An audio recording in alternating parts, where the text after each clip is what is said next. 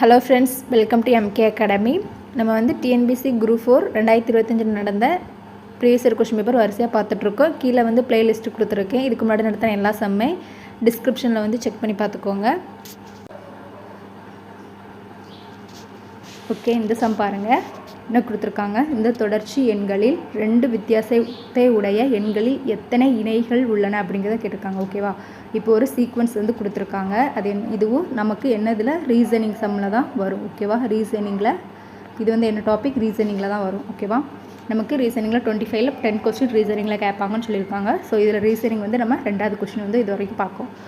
இப்போது 4 6 1 2 2 8 7 4 2 1 5 3 8 இந்த மாதிரி நம்பர்ஸ் கொடுத்துட்டு 2 வித்தியாசத்தை உடைய எண்களில் எத்தனை இணைகள் உள்ளது அப்படிங்கிறத கேட்டிருக்காங்க. அதாவது இந்த சீக்வன்ஸில் 2 டிஃப்ரென்ஸ் வந்து எதையாவது இந்த 2 நம்பரை வந்து நமக்கு கழிச்சா டிஃப்ரென்ஸ் வந்து 2 வந்துச்சுன்னா அப்படி எத்தனை இணைகள் எத்தனை ஜோடிகள் இருக்குது அப்படின்னு கேட்டிருக்காங்க. பாருங்கள், இந்த 6க்கும் 4ஐயும் கழிச்சா நமக்கு 2 வருது. அப்போ இது ஒரு ஜோடி.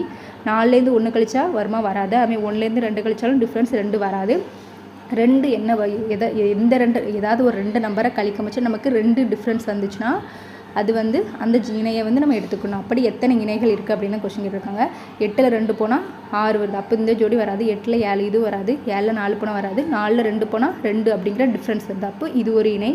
2ல் 1 போகாது. 1லேயும் 5 போகாது. 5ல் 3 போனால் வரும். ஓகேவா? அப்போது 5ல் 3 போனால் 2 டிஃப்ரென்ஸ் வருது. அப்போ இது ஒரு இணை.